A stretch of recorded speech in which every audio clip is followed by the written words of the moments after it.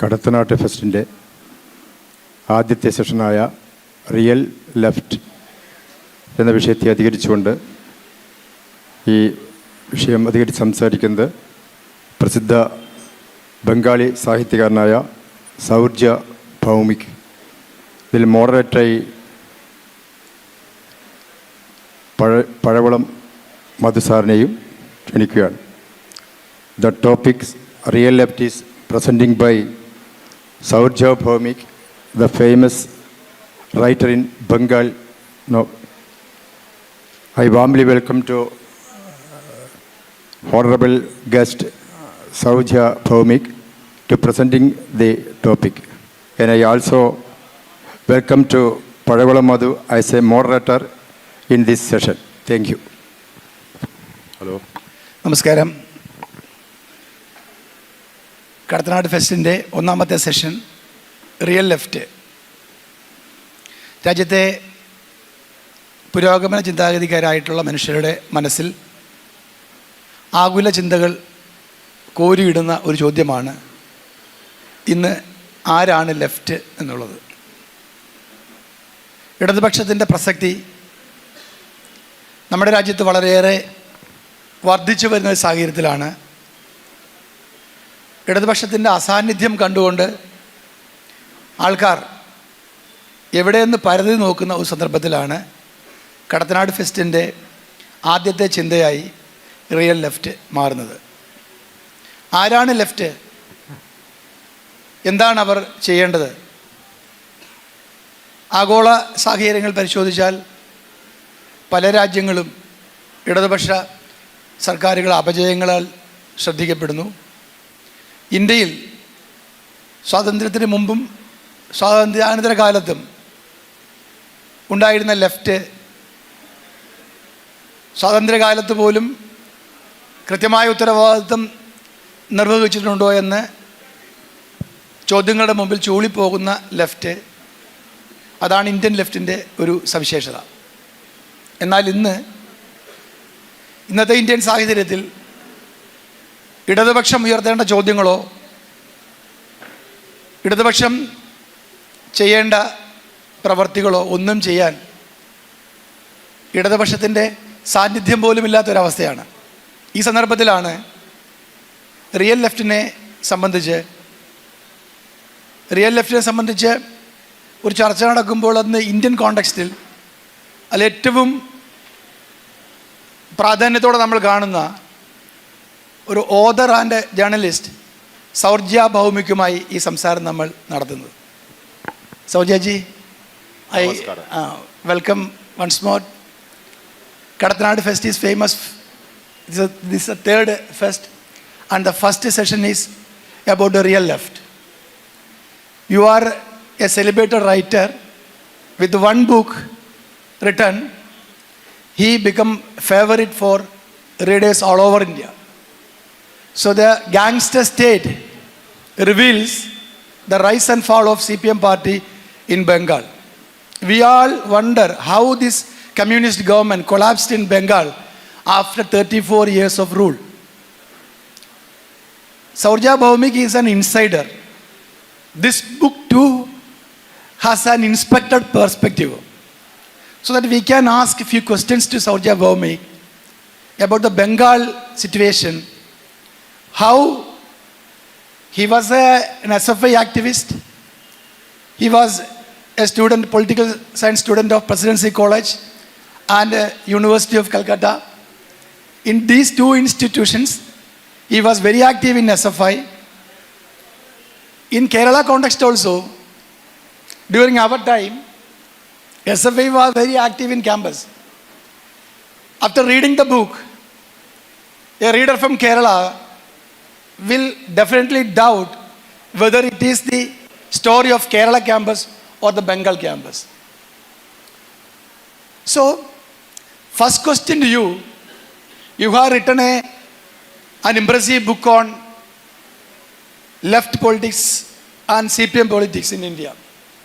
This was a bestseller in English language.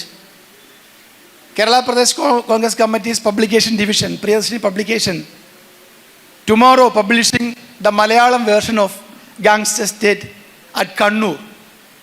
So K.C. Venugopal is releasing the book, and our great storyteller, Sri T. Padmanabhan, is receiving the first copy of the Gangster State. So my first question is, you have mentioned the book, the Gangster State, that it's a creative non-fiction.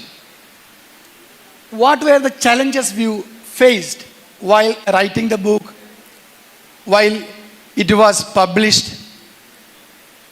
Have you ever experienced a threat from the CPM? Or have you labeled as a CIA agent or an urban Naxalite? What was your experience? No, so when I first thought of the book, my first point was this was a story, the left story in West Bengal needed to be told, and no one had told it. So the challenges to write the book, firstly, from author's perspective, was I was writing from my memories. And memories, as we all know, with age, it fails. So I was thinking about incidents during Singur, Nandigram, which were landmark events in Bengal politics, many of you will know. So keeping in mind what happened then, how the party meetings were, because I was a part of the SFI then, and how they used to confuse us or try to convince us, remembering those. And then maybe reconnecting to families and many people who have suffered at the hands of the left, talking to them, getting their anecdotes. So these were the challenges from an author's perspective. And as you talk of the left, so I knew very well once this book comes out that I will be a persona non grata for them. Many of them will not like me, criticize me, CIA agent, urban Naxal, right wing, a lot of things they will say. But strangely, many of my former comrades who were part of the SFI and are still with the party, they actually told me that you have done a good thing. The CPIM party needs self-criticism, introspection, and they don't do it. So it's like you did this on our behalf. So many of them were very happy that someone told this story. This needed to be told. And they know that these are the things they cannot discuss in state committee meetings or area committee meetings. So many of them, my friends, they were happy. So you told that you have consulted with even Politburo members, right from Politburo members to the local committee members and party cadres and all, before writing this book. I mostly spoke with not Politburo members or anyone. I spoke with my former comrades in SFI, DYFI, the youth organization of the CPIM. Many of them are in the CPIM party now in West Bengal. Many of them have left the party. I spoke with all of them. What were the challenges? After conceding power in 2011, did they change? Have they changed? And everyone was like, no, that nostalgia of power still remains with the CPIM. They still can't believe that they have lost power. If you look at social media of CPIM workers and leaders in Bengal, you will still feel that they still think that they are ruling the state. They are still ruling the state. And someone who doesn't understand their narrative, their behavior is as if they are illiterates, they don't understand politics, all these kind of things. So it's basically humiliating people, embarrassing people, thinking that I am the best. So this is a kind of delusion I think many of them still suffer from. What do you feel? Is there a left in India? Oh, if so, who is the left? Is the CPM? See, to me, the left is someone who will be talking about the marginalized, the discriminated people, the dispossessed people, and the working class, farmers, all these kind of things. But, let me give you an example of the last, say, 1 month. Leftists talking about Palestine, they are talking about Gaza, they are talking about Trump arresting Maduro from Venezuela, all those kind of things. I understand that these are important issues. This needs to be discussed about. But if you look at the real issues that India is suffering from, more than the left, it is, I would say, someone like Rahul Gandhi who is talking about all those people.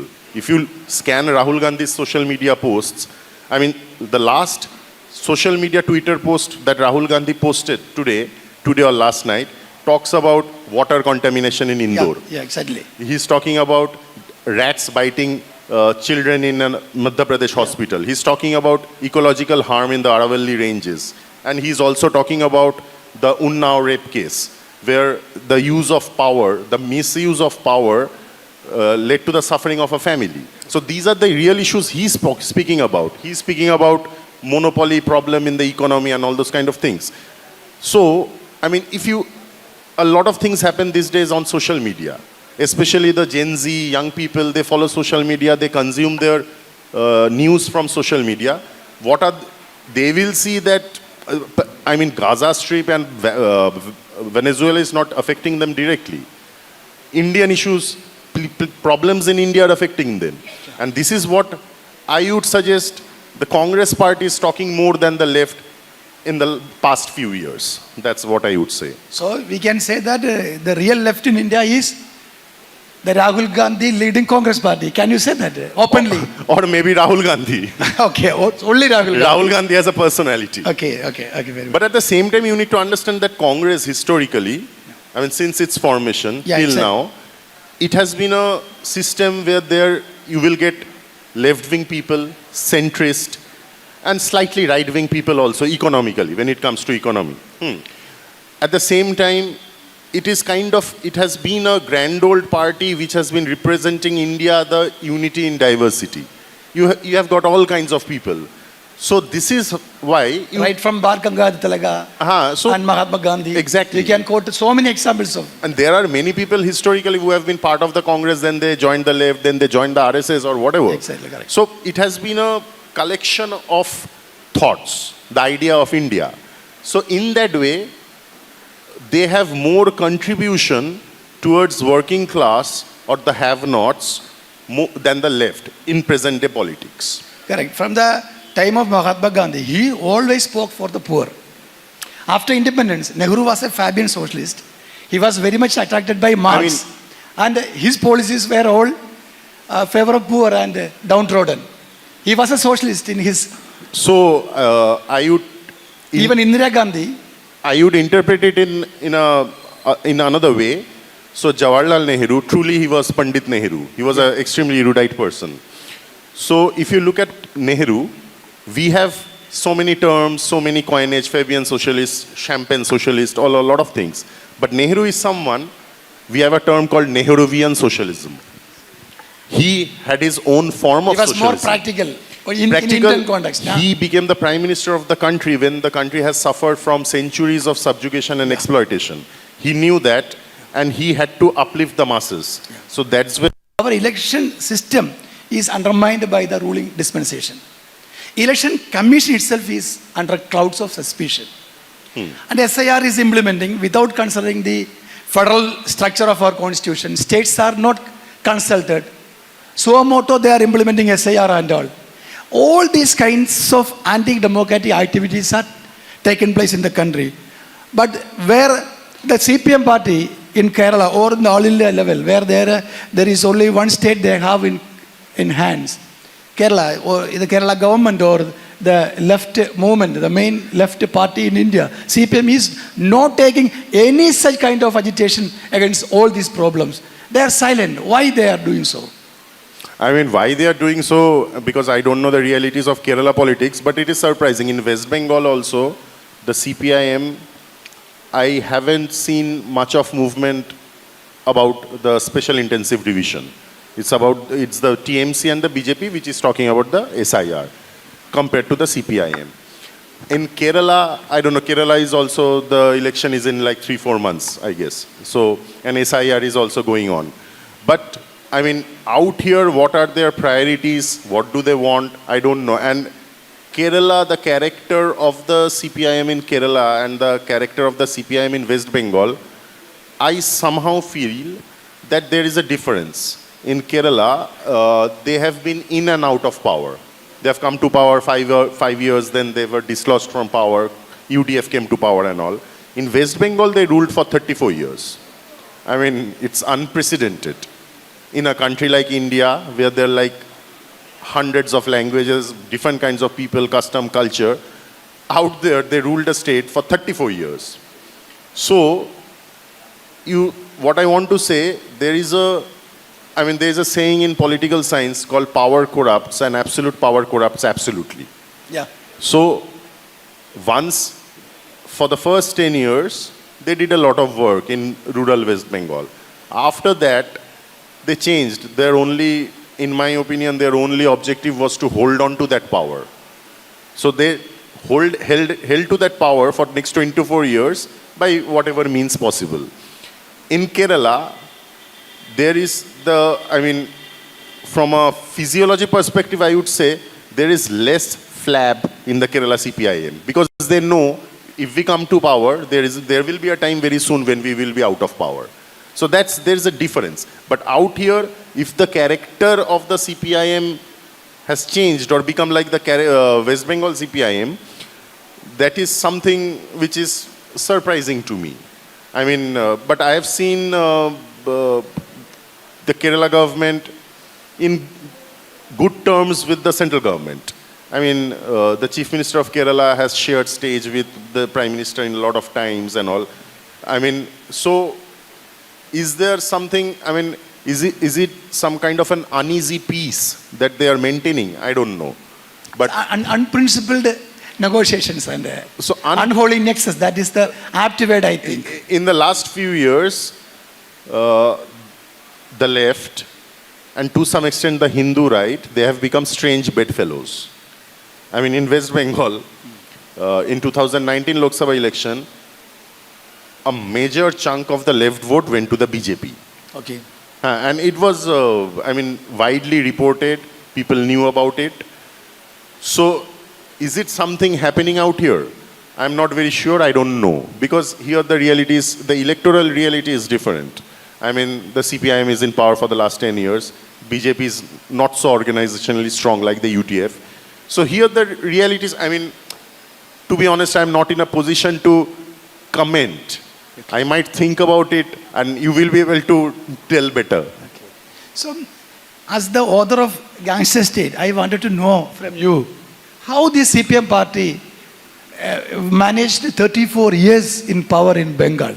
Was it pro-poor policies or welfare schemes, or goons and money power controlled entire Bengal for 34 years? What was happened actually? So, as the writer of this Gangster State, you can give the exact answer. Millions of communist CPM cadres and workers will be happy to hear from you. First 10 years, they did a lot of work in rural West Bengal. That is undeniable. And after that, it was a mix of power, show of power, the state machinery.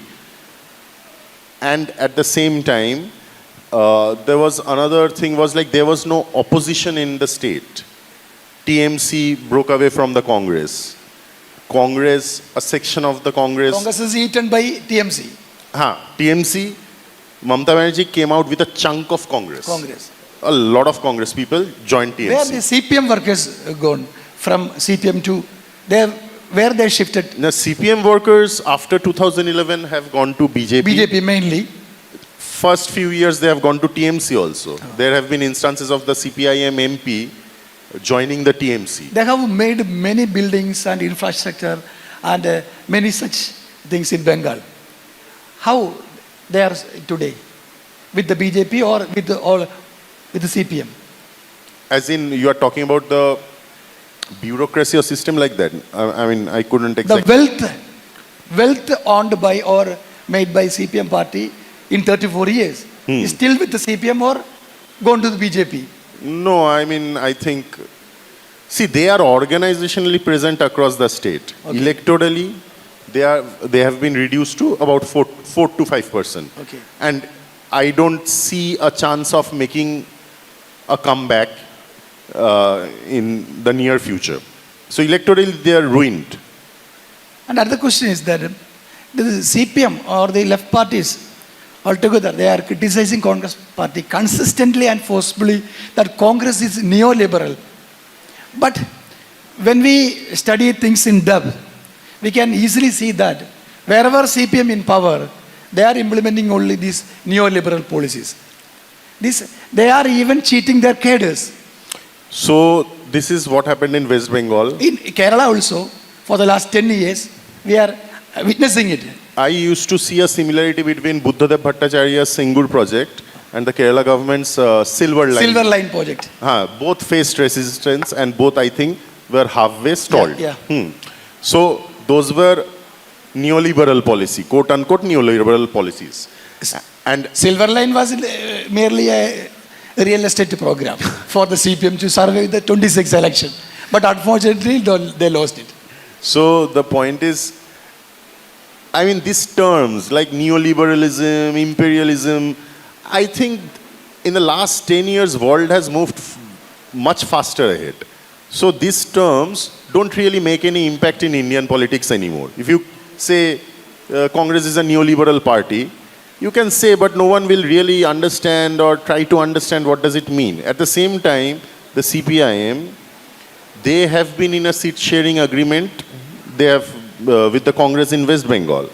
Even in 2024 Lok Sabha polls, there was this India alliance.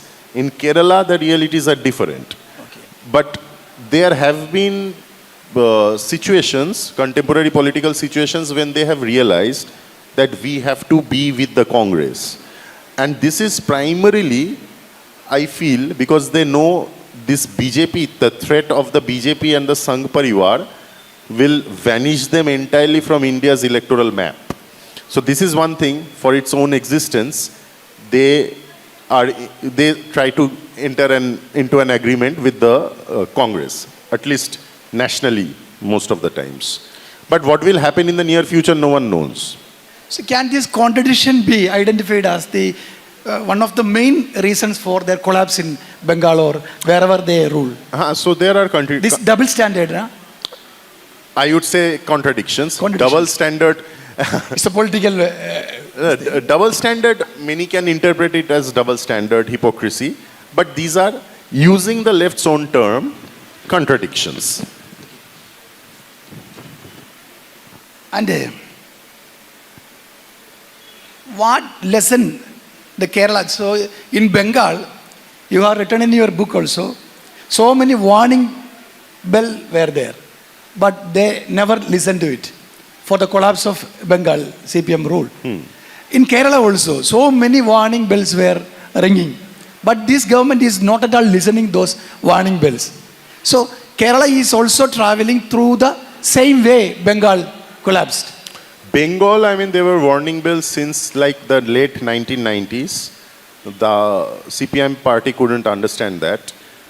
In Kerala, I will again say the Kerala has the advantage. I mean, the Kerala, I assume the civil society is much stronger. People are far more conscious. People are far more aware as voters. So that's why they changed the government. So there is a challenge. I mean, they cannot ever rule for 34 years. I mean, 10 years was a strange thing. When they won in 2021, I was quite surprised because I knew every 5 years it changes. So I think exactly the more you stay in power, more you don't hear the warning bell because you are in a comforting position, right? As you are in a position of comfort, you won't be able to listen to the warning bell. That has happened actually. So looking back, do you think the CPM's fall was inevitable or could it have been managed to survive? In 2011, it couldn't have survived. In my opinion, they could have been dislodged from power in 2001 only. But in 2001, the masterstroke was they removed Jyoti Basu as chief minister and brought in Buddhadev Bhattacharya as chief minister, who was a fresh face. I mean, Jyoti Basu was, by that time was identified with the lack of development in the state. Buddhadev was a fresh induction, a new face. So that's how they survived another 5-6 years. And after that, it slowly, I mean, started falling like a pack of cards. How do you assess the relevance of communist parties in India, especially among young voters? Is there anything to expect from this kind of politics, left politics? So this is where I want to say, young as in like when you are in college, you are 18 to 21 years old. You actually, I mean, going by the CPIM dialogue of haves and have-nots, you are in the category of haves. You have a lot. You are sheltered by your parents. You don't have any headache of EMI. You don't have any headache of earning your livelihood. You don't have the headache of looking for a job and all. So you are not thinking about yourself. So you are thinking about others, the deprived, the have-nots. So there is a tendency to swerve towards the left because they are talking about Gaza, poor people and all those kind of people, farmers. So there is a tendency to feel for that. But once you, in your mid-20s or late 20s, then you are thinking about yourself more than others because you have plenty more issues to deal with. So 16 to 19, 20, 21 is an age, many people will have a leftist tendency. Not a CPIM tendency, I would say a leftist tendency. So what lessons should this Kerala left parties learn from the Bengal experience? What is your opinion about it? Because the Kerala, there is a right leaning is visibly, we can see everywhere in the left politics in Kerala. They are right-ward everywhere in their policies, administrative decisions, and their unholy nexus with the fascist government at the center.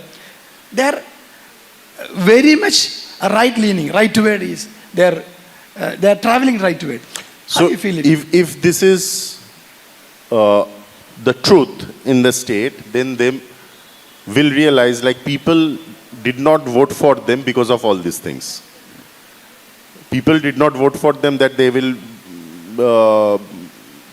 swerve towards the right or have some understanding with the central government, all those kind of things. So if they are doing these mistakes, then obviously people will punish them for that because they were not voted in because of that. They were voted in because they were not doing it. So if you are saying what you are saying is true, then there is a high chance that people will also realize. Many people in Kerala will realize, and the CPIM will also realize soon enough if that is a real problem and what they are doing has been right or wrong. So you said that if they are voted again, that will be the right path. Eh?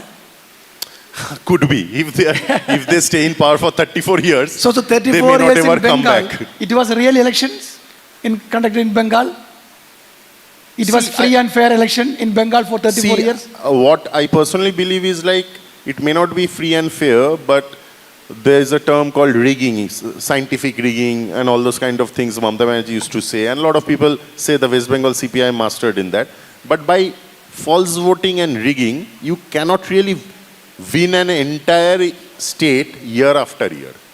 You may increase your leads and all, but you cannot win a state for 34 years. So that cannot be the sole reason or something. This may have played a minor part, I would say. Okay. So Gangster State. There was no, the opposition, the lack of opposition was the issue. The lack of opposition was the issue. That was the main issue, na? Okay. So Gangster State blends personal experiences with the political analysis. How do you balance storytelling with the factual responsibility while writing this book? So I would say, I left it for the readers, and the book is commercially and critically successful. Even Mr. Shashi Tharoor praised it, and today also Mr. Venugopalji also praised it. So I think I have been successful in balancing both the aspects of the book. That's all about it, huh? So in your book, you mentioned that there was a question troubling you all the way. That were we driven by ideology or drawn to power? Have you ever found such an answer for that question? I think at a young age you are drawn to power more than ideology. More than ideology, you are drawn to power. Ideology is like a dream. Okay. And drawn to power is like the practical life, what is happening. And people, I feel, many people at a young impressionable age are drawn to power more than the ideology. How many have read Das Kapital, Communist Manifesto, who are doing SFI? Very few. Very few. I'm pretty sure. In the recent past, when this local body election was conducted in Kerala, there was a parody song surfaced in the air. And it was about the Shabarimala Ayyappa temple. So after that debacle in the election, CPM party filed a case against the writers, singers, and even we feared that they may approach those who heard the song and enjoyed the song. So a criminal case was filed against the writers and the singers of the song. For a parody song. They were filing this case for the religious protection of religious sentiments. How we can hurting religious sentiments? How it is possible? Where even the Karl Marx mentioning religion was opium, and the communist parties their stand was that religion is distracting people from their real life problems, giving them a false promise that there is a life after death. This was the concept of communism and even left parties about religion. But now in Kerala, they are arguing for religious sentiments. Have you? I think so. I think they are fighting for religious sentiments because they know that probably the BJP is expanding in the state. That could be one reason. To save themselves from that, they are trying to woo the BJP's votes, kind of a thing. But more than that, I would look at the parody angle. CPIM historically, from the 1970s to the 1990s, has had posters, wall graffitis in West Bengal, mocking opposition politicians, doing mimicry of opposition politicians. So what is the problem now? I mean, why are they so bothered about a parody song? When say the Trinamool government or a Shiv Sena government in Bombay arrests someone for a parody or cartoon, they have said a lot of things. But why are they doing it in this state now? Because the reason is religious sentiments. So they are bothered about that. I think because of probably they are fearing a BJP's organizational expansion at their cost. So that is probably something they may be fearing. It can be vote also. Vote. Exactly, vote. They may think that 5 years down the line, BJP will get our votes. From our vote share, their vote share will increase. That is something they may be fearing. So the CPM leaders in Kerala are totally against the minority communities. So they were once supporting all these communities and taken all these organizations with them in elections and all, and gaining support from them. Now they are against the minority politics. Their right leaning is very much visible in Kerala. Now in Kerala, CPM is playing a majority or Hindutva politics. So is it good for the left politics for India? I think traditionally, I'm not very sure, but what I've heard is like CPIM gets more, I mean, Hindu votes usually goes to the CPIM, I think. So they are trying to protect that vote bank. They are counting Hindu votes and as Muslim a vote bank. votes. So they are counting Hindu votes as a Hindu vote bank. So that's why they are trying to maybe protect it from the BJP, and that's why they are, I mean, talking like a right-wing party in the state. That may be a reason. That's what I feel. India is a country where the majority of people are poor and laborers and all, and living in villages and all. In such a state, why this communist movement is not gained? What was the main reason? Because simple reason is like India is a country known for its diversified culture. How it can is possible? In Kerala you are gaining, Bengal you are gaining, and in Tripura you are gaining, but you are losing all battles in the North Indian states. Kerala, Bengal realities, but there are no other state they have gained ever. Because the reason is you cannot unite hundreds of people, crores of people under the banner of one political ideology. Because they have their different realities, they have their different customs, they have their different languages, food choices and everything. You cannot expect that all of them will suddenly come together and get behind you electorally, because you are not offering them a diversified thing. You are offering them a rigid ideology. Okay. Follow Marx. You are not giving them any space to breathe. Congress in that way gives a space to breathe. As I was saying, that there are center of right people, center of left people, centrist people, all kind of people. So you need the space to breathe. I mean, so if you want to expand all across the country, so you need to have the breathing space and not be rigid in your ideology. Can we define it in another way, that the Indian left leaders failed to understand the reality of India? For example, I am telling you, during the Second Communist International was going on in Moscow, Lenin asked the Indian delegation, mainly the M.N. Roy, so you need not form a communist party, separate communist party in India, because Gandhi is there. Gandhi is anti-colonial. He is against corruption. He is for the poor. So join Gandhi. Then M.N. Roy said that, no, Gandhi is a bourgeoisie. He is fighting for the landlords and like that. So M.N. Roy declined Lenin's suggestion to join with Gandhi, and Gandhian movement will be the left movement in India. So can it be a reason for the Indian communists for their failure? See, M.N. Roy, first of all, M.N. Roy, before you are talking about, I think, 1919 or 1920 Comintern. Before that, M.N. Roy was also, there was a time in his life when he was a sort of follower of Savarkar. So, M.N. Roy? Acha. That's what I read somewhere. It's a new thing, na? 20 years for us, at least for us. M.N. Roy was... he was once, I think, associated with Savarkar during the freedom movement. This is sometime maybe 1915-16 kind of a thing. Even the Kerala chief minister was with the BJP leaders. In his first election, he won only because of support from this Hindu Mahasabha. Really? It's Pinarayi Vijayan. This is the incident of Kannur, nearby Kannur. Then second thing is like M.N. Roy, 20 years later, sometime in the late 30s, wrote to the Congress leadership saying that support British in the Second World War, because British and Russia were in the same bloc. So his political life has gone through, he has been a political wanderer a long time. So in that way, what Lenin wanted, that wherever there are freedom movement from colonial powers, imperial powers, then there should be a unity. M.N. Roy said Congress is a national bourgeois party. So that was his definition of bourgeois. That doesn't necessarily make Mahatma Gandhi a bourgeois. Because Mahatma Gandhi was the first person in the Congress who spread the freedom movement among the masses. Before that, it was a very elite movement.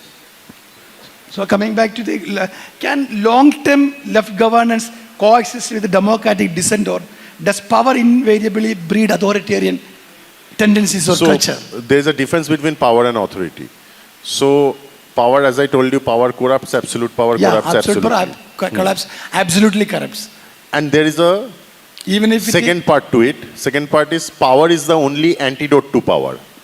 You have to counter power through power. But difference between power and authority is legitimized power.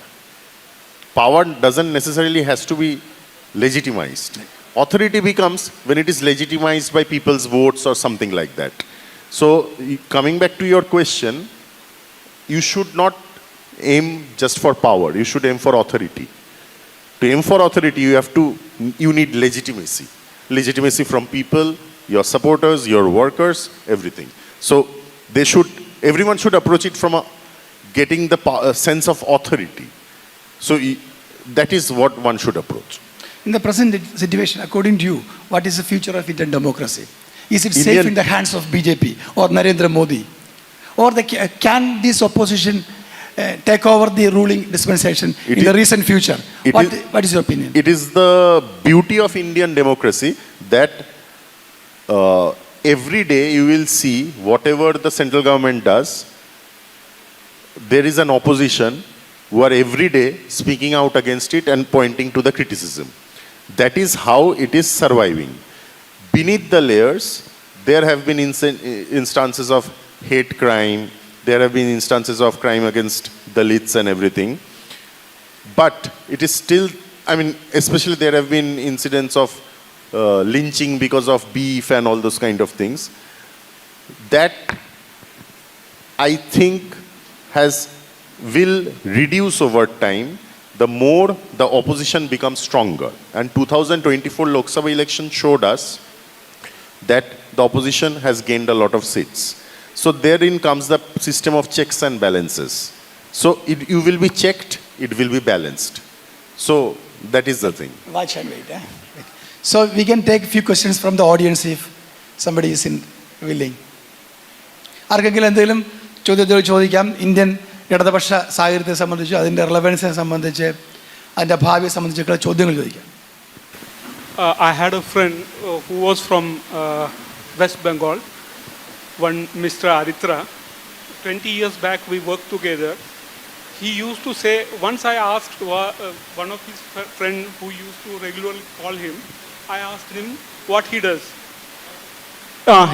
His reply was, "वो party करता है."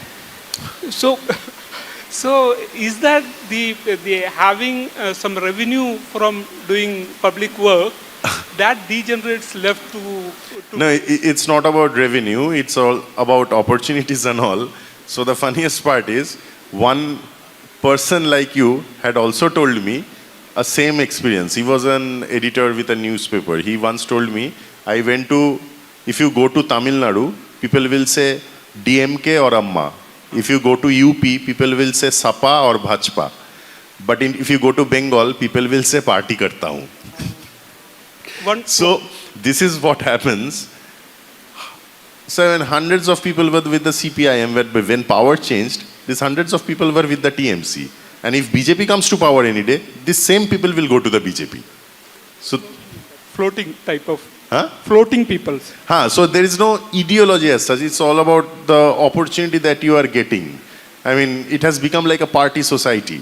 So, whether it be real estate, whether it be tenders, whether it be contractors, road contracts, everything, you need to be close to the party in power. So here, Mamata Banerjee or left or right wing doesn't matter. So sab party karte hai. So that's the funniest part. That's probably the only state in India where people do party.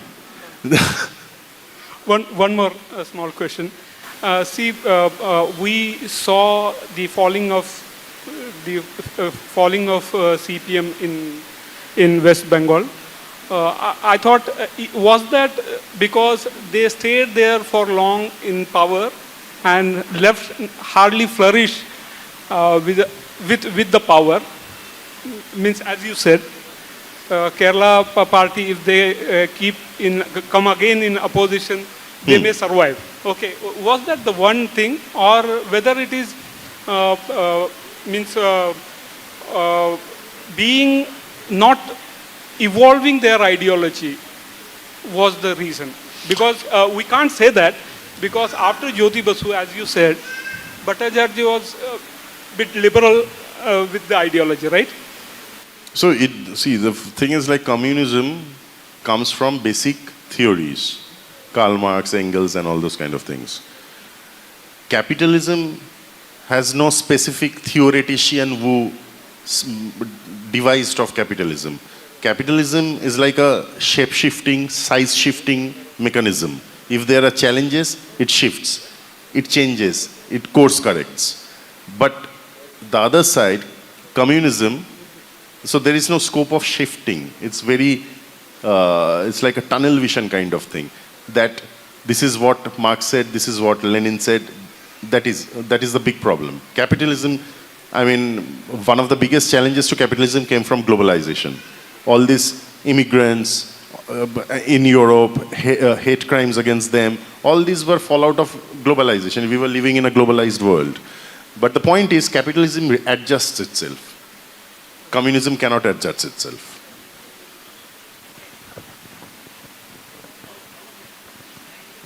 Sir, we are not now confused by your discussion. Who is the real left, or definition of real left?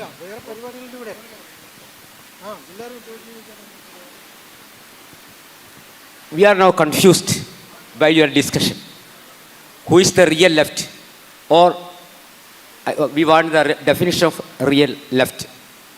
No, I am not in a position to define real left. Who is the real left? Because It's not, a real left is not something about a matter cast in stone. It's not pure science that I will throw the ball up in the air and law of gravity will bring it down here. So political ideology or political system is not pure science like physics, chemistry. If you throw the ball up, it can fall there also. It's the art of impossibilities, art of possibilities. Whatever way you will see it. So it's not a science subject, pure science. So if you want to say that I expected after the session we will come to know who the real left is, I think that was wrong expectation. You cannot, because it's a changing thing. I mean, left, first of all, if you define left properly, you will see many parties in India are left.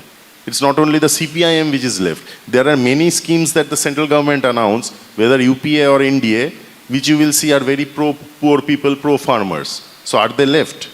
Is Modi government left? No. So this is the way how you see it. That's the thing. It depends on the perspective. Because truth, and there's a difference between truth and fact. It's all relative and it depends on the perspective and your interpretations. Last question from the audience. I am hard at hearing.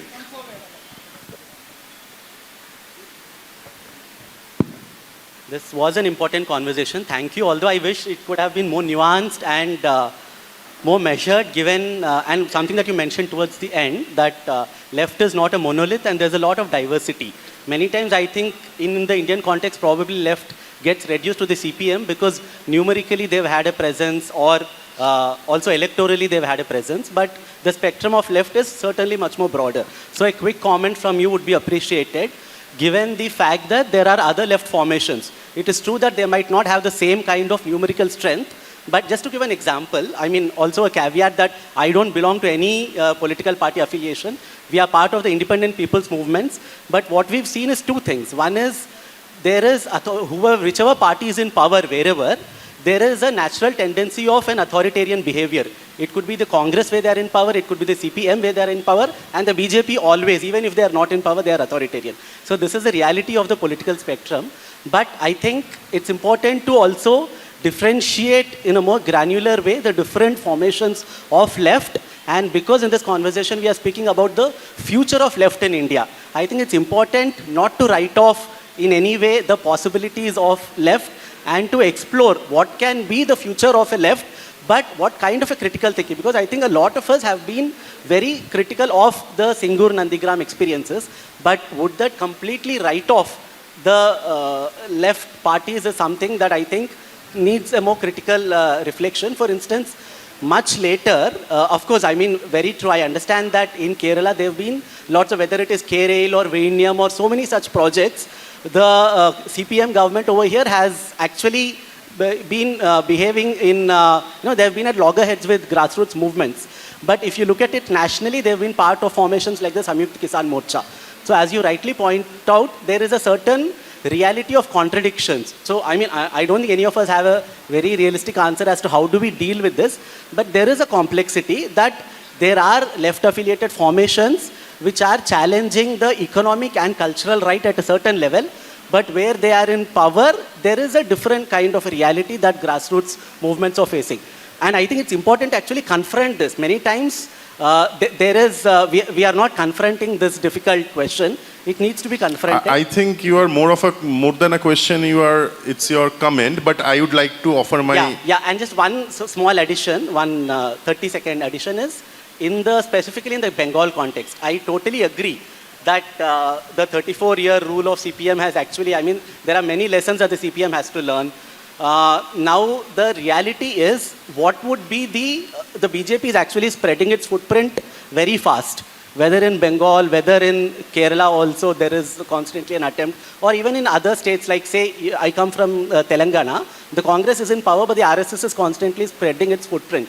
The question is, what kind of, other than cultural struggles which are important, what kind of an electoral arithmetic is important, notwithstanding the fact that, yes, CPM must critically reflect.